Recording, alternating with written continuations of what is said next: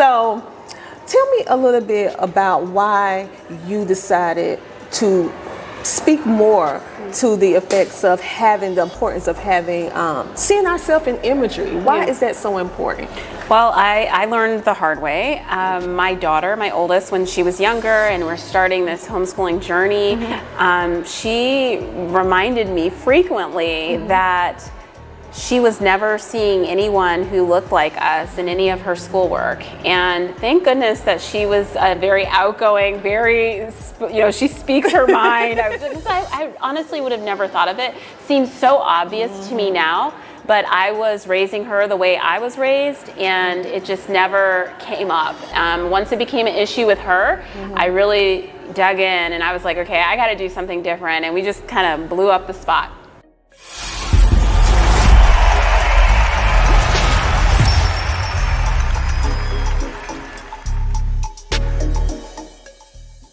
My name is Esau McKnight, actor, stuntman, martial artist. Today, I did an episode of the Tina Ramsey Show. She is so amazing. I had such a great time chatting with Tina. What a professional effort she always puts forward. Thank you so much for having me, Tina. A really great experience on the Tina Ramsey Show. I felt like she really asked some valuable questions that can help a lot of people, especially in regards to monetizing. And so the vibe was great. I honestly wouldn't mind coming back on again if she invite me. And I felt like the conversation just flowed. So I am super happy and I can't wait for the show to air on every single platform out there. And thank you again. Hello, everybody. I am Dr. Tina J. Ramsey, the host of the Tina Ramsey Show and podcast powered by CTR Media Network. And we are on location, yes, at the Flourish Black Homeschooling Conference here in Decatur, Georgia. And I know you see her sitting right here. So who is this amazing lady? This is Amber O'Neal Johnston. And she is going to be telling us all about herself and what she does in the homeschooling world. So Amber, thank you so much for being a featured guest on the show. So tell us a little bit about yourself. Oh, thank you for having me. As she said, I'm Amber O'Neal Johnston, also known as Heritage Mom, and I am an author of a book called A Place to Belong, about raising children with cultural diversity and home life in mind. And I am a speaker. I speak at different conferences, and I'll be speaking at this conference tomorrow. I'll be speaking about beautiful images and books, mirrors, books, using books as mirrors for children, and the importance of Black books and curricula as we educate our children. I live here in Georgia. I have 4 kids. They're 14, 12, 10, and 8, and I have homeschooled them from the beginning. Wow. Yeah. Okay, so I'm a little different from you. I homeschool my children, but my son was in the 2nd grade, my daughter was in the 4th grade when I started. So they had a little bit of public school, and then the rest is homeschooling. So the fact that you started from the beginning, the only thing that I regret is that I didn't start from day one. Oh, that's good to know. Yeah, that's good to know.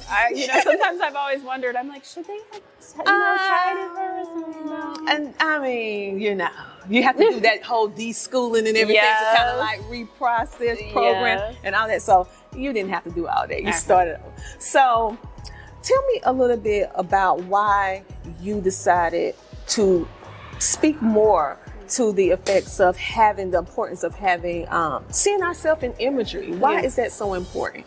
Well, I learned the hard way. My daughter, my oldest, when she was younger and we're starting this homeschooling journey, she reminded me frequently that she was never seeing anyone who looked like us in any of her schoolwork. And thank goodness that she was a very outgoing, she speaks her mind. I honestly would have never thought of it. Seems so obvious to me now, but I was raising her the way I was raised, and it just never came up. Once it became an issue with her, I really dug in and I was like, okay, I got to do something different. And we just kind of blew up the spot. You definitely did that. You blew up the spot because you really created a whole community around making sure that you have diversity and inclusion and making sure of the importance of seeing oneself in the representation of our homeschool experience. And not just that, our life. And kudos to your baby girl. Yes. Because she was like, wait a minute, Mom. Yes. I mean, everything that we're learning is good, but I want to see someone. She did. Looks like me. I mean, she said that. Even at that young age, I'm still in awe because I wouldn't have thought to be like that when I was her age, but yeah, she did. It's been eye-opening and a lot of growth for me as well. I say it started because of her, but in the process, I've discovered myself as well. Wow. And that just moves me because many times we have all these different studies that go around. Is it really necessary? Is it important? And the resounding answer is yes. Yes. It's very, very important. We know how we feel when we see someone that look like us, someone that can understand our jargon and our language. It's very, very empowering. So the fact that I also said that your daughter, she brought that to your attention, and you as the mother, you adjusted. Yes. Okay? Because many times we so hooked on what we want to do. Yes. Because sometimes we all into the curriculum a little bit more than the child. Right. This is like, I already paid for this. So. Yeah. But the fact that you was like, okay, I hear you. Yeah. And I am going to change this, and I am going to let you know that I'm listening. And so when you started looking around, did you find it easy to find curriculum that reflected us, or how did that go? It did not go well. I did not find anything. I was looking and thinking I would see some of these kind of open and go, really easy to use programs and lesson guides that I saw in the traditional sense that didn't have any Black people about it. I was looking for the same thing, and it didn't exist. And, I had a fit to myself in my house. Like, this is going to be so hard. This is going to be so much extra work, And then I just kind of thought to myself, I saw her, I'm like, is she worth it? Am I willing as her mother to do what needs to be done for my child? And I decided I would. And then I started sharing it as Heritage Mom because I was like, I did all this work. Somebody else got to see it. And I was like, I already did all of this. Why would I just keep it to myself? And I started wanting to say, hey, sis, I have this thing I made, would you like to use it? Or, and it kind of just grew from there. And it's been really beautiful. And I always tell people I love what I do, but I really wish I didn't have to do it. But this is where we are. And as other moms know, we will stop at nothing to protect our children and to lift them up and to prepare them for life, like for whole living, not just for a test or just for a certain grade, but for who they are as people.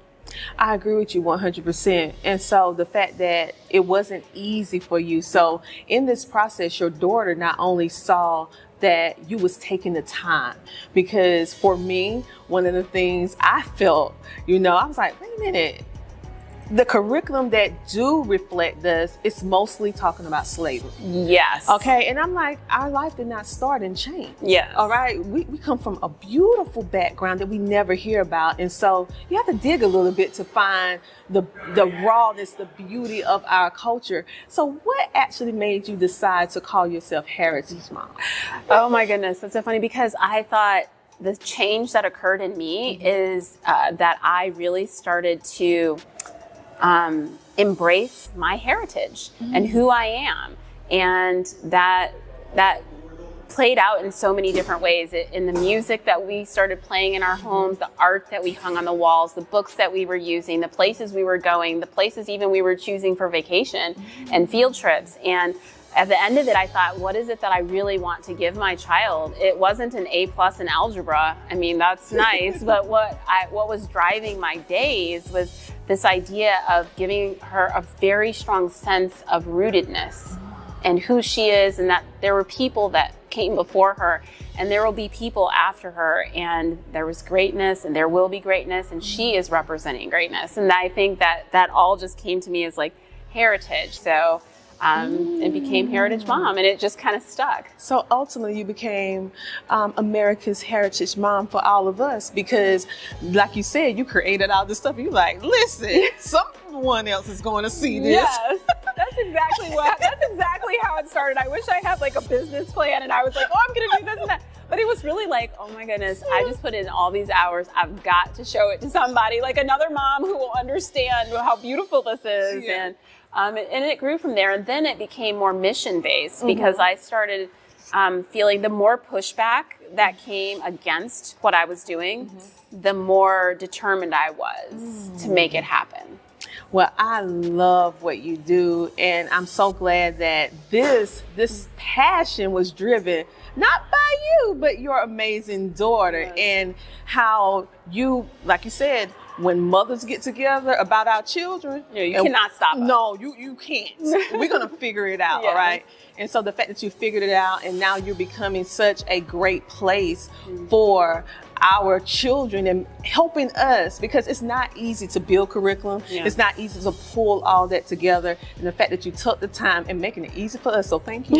You're welcome. Thank you. Yes. And thank you. The producers actually helped. Oh, thank you. Oh, So that's tell us about your wonderful. book. Okay. This is A Place to Belong, and it is a book that really celebrates the beauty of diversity and kinship in the home. And it talks about every area of your home life. It's not just a homeschooling book. Homeschoolers will love it, but it's really for all parents. And it talks about every area of your home life and how you can infuse your heritage, culture, legacy, the celebration of who your child is. And I always say that the idea is to give your child really deep roots so that they can spread wide branches to other people. I absolutely love it. A place to belong. And at the end of the day, we just want to belong and know that we're being seen. Yes. And to understand the why. And so tell the audience how they can actually get in contact with you, for all the homeschooling parents that's out there that's looking for curriculum such as yours that may have never heard of it. And also just for ones who may want to explore. We have all these new homeschoolers Yes. coming. So tell us how they can find you on social media, website, all that good stuff. Okay, so you can hear about the book at aplacetobelongbook.com, and my website is heritagemom.com, and I blog on there and have a newsletter, and you can find me on Instagram and Facebook at Heritage Mom Blog. All right. Well, thank you so much, Amber, for giving us some of your time. I can't wait to hear what you have to say with your presentation. You guys, make sure to check her out on all social media platforms, and make sure now, guess what, parents? You don't have to figure it out because she did the work. So go and support. Okay. And thank you so much for taking the time. You guys, you know what I always tell you at the end of every show. If no one told you today that you matter, that you are worthy, and that you are loved, I want you to know that I love you and that you matter and that you are worthy. And so what do I want you to do until next time? I want you to do what? I want you to keep smiling. Make sure to tune in next week, same time, same place, on the Tina Ramsey Show, powered by CTR Media Network. Because guess what? It's time for you to come share, shine, and grow on the Tina Ramsey Show. Talk to you later. Bye.